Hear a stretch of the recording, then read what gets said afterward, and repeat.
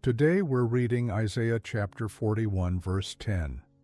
This verse was spoken to the people of Israel during a time of deep uncertainty.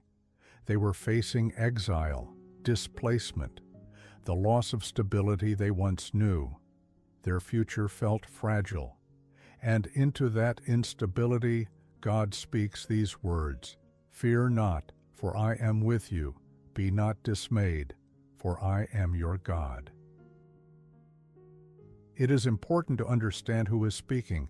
This is not a friend offering comfort, not a leader offering optimism. This is God addressing a people who feel threatened. When he says, "Fear not," he is not dismissing what they see. There were real dangers, real consequences, real loss. The command to fear not is not based on denial. It is based on presence. "For I am with you."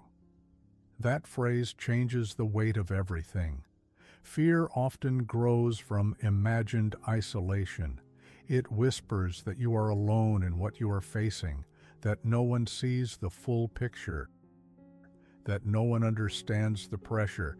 But the foundation of this verse is not, "You are strong." It is, "I am with you." That is different. God does not first tell them to be braver. He reminds them of relationship. Then he says, "Be not dismayed." Dismayed carries the idea of being overwhelmed, shaken internally, thrown off balance. It is the kind of fear that unsettles the mind, the kind that makes thoughts spiral. God addresses that directly. "Be not dismayed, for I am your God." Notice the repetition of belonging. I am with you. I am your God.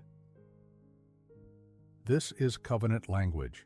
It is not distant reassurance. It is personal. For an anxious mind, this matters deeply. Fear often magnifies what could go wrong. It narrows focus.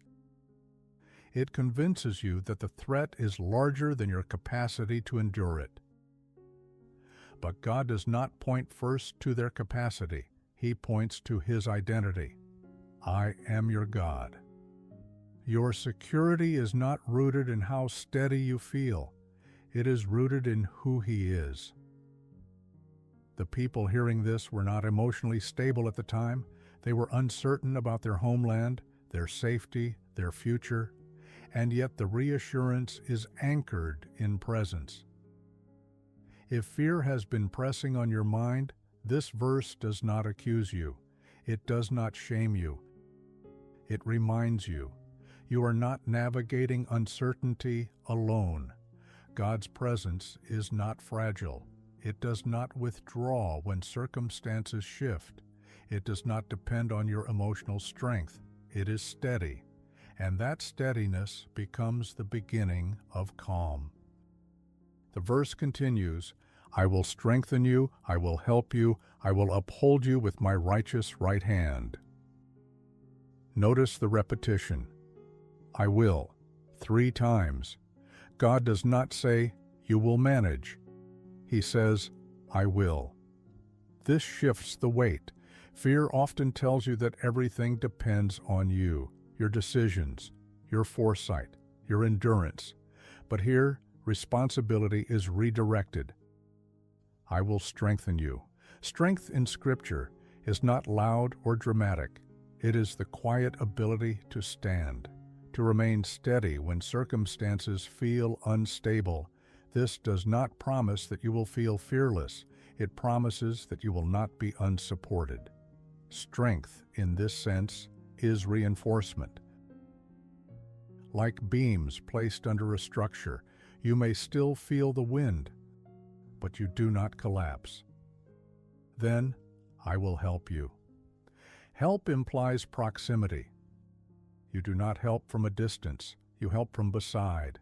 This is not abstract assistance, it is involvement. For the anxious mind, that matters. Fear often imagines abandonment. It assumes you must figure everything out alone, but this promise is personal. Help is present. And then, I will uphold you. To uphold means to hold firmly, to support so that something does not fall.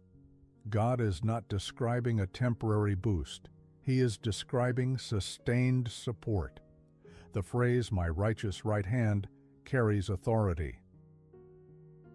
In ancient language, the right hand symbolized power and reliability. Righteous means faithful to what is right, faithful to his character. In other words, the support you receive is not unstable, it is consistent with who he is. There is a pattern in this verse: presence, strength, help, support.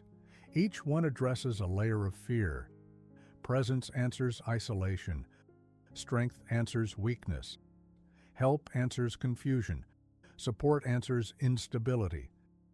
This is not poetic exaggeration. It was spoken to people who felt threatened, displaced, uncertain. And it was not meant to create emotional excitement. It was meant to steady them. Fear may still try to press into your thoughts. It may suggest that you are unprepared, that you are too small for what you face. But this verse does not measure your size. It points to God's reliability. You are not being asked to generate courage out of nothing. You are being reminded that you are upheld. That changes the posture of the mind. Instead of bracing for collapse, you begin to stand with reinforcement. Instead of assuming you must carry everything, you recognize that you are being carried. That recognition does not erase difficulty, but it interrupts panic. And sometimes that interruption is the beginning of peace. There is a steadiness in this verse that is easy to overlook. God does not begin with circumstances. He begins with himself. I am with you. That is the foundation. Before strength, before help, before support, presence. When your mind feels unsettled, it often searches for outcomes. It wants resolution, clarity, guarantees. But this verse anchors something deeper. You are with God, and he is with you. Strength is not something you must manufacture. It is something you receive. Help is not distant. It is near. Support is not uncertain. It is established. Isaiah 41:10 is not building urgency. It is building stability. God's voice here is not raised. It is steady. He does not rush you. He reassures you. You belong to him. You are strengthened by him. You are upheld by him. That does not depend on how steady you feel in a given moment. It rests on who he is, and who he is does not shift. So when your thoughts begin to move quickly, when your mind starts to anticipate what has not yet happened, return to this. God is with you. Strength is present. Help is active. Support is firm. That is the promise. Hold that with you for a moment.